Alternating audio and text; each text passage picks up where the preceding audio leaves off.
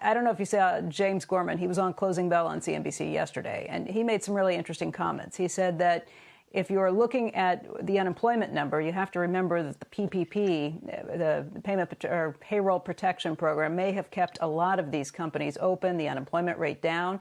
When that runs out, there are questions about it. He also said that when you look at some of these small businesses, you have to wonder if they are really viable businesses at this point.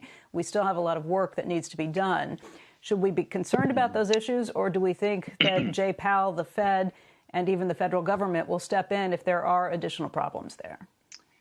So, Becky, I think you hit on the nail on the head in terms of the issues that are out there. And by the way, one of the paradoxes that are out there in terms of the marketplace, the Fed has to keep, the Fed's goal is maximum employment and price stability.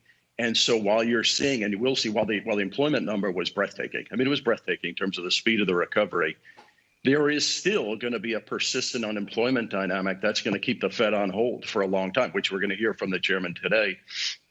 But because of those small businesses, because of, by the way, people 65 and above who've left the workforce, that's going to be a persistent drag. And the question as to when that comes back, you're going to have what is a higher unemployment rate for a period of time going into the beginning of next year.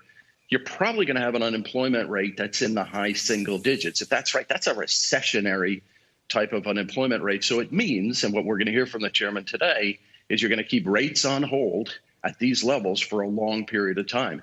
That gets into, part of one of the challenges they're going to have, and is, the equity market is going to respond to that, and financial conditions are going to get easier and easier alongside of that. But that's the bind that the Fed's in, and that's part of the challenge that they're going to have to deal with over the coming years.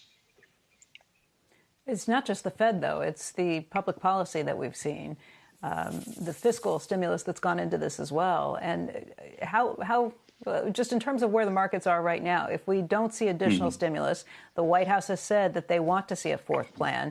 But if you kind of look at the differences between what Republicans and Democrats want at this point, it's not going to be easy. How much of the gains that we've seen recently are riding not only on the Fed, but also on additional stimulus money? Well, you're right. Listen, the market's anticipating you're going to get another round of stimulus. By the way, Chairman Powell has been talking about that the most effective form of policy from here going forward is more fiscal, and it's going to require more fiscal. Things like state and local assistance, things like assistance around the healthcare dynamic. So there's going to be more, and I think you're right. The markets are anticipating that. But Becky, I think people, and I've heard it on your show and others for a long time now, people don't think about the amount of stimulus that's gotten in to the system is so big. And not only is it so big, the multipliers on top of it are so significant. And I think why people are continue to be surprised when you look at the consumption data, the credit card data, the debit card data, which I also think is more interesting than credit card, the trucking data that you're seeing, some of the industrial data. Consumption is improving. You're seeing, by the way, the housing numbers are pretty impressive. And I think that the markets, while they're going to continue to want more and ask for more, I think people are starting to realize that this stimulus, monetary and fiscal, is very large, and we'll get into the system going forward. Can it bring down unemployment back to that 3.5% that Steve was talking about, as he said? I think that's going to be really hard.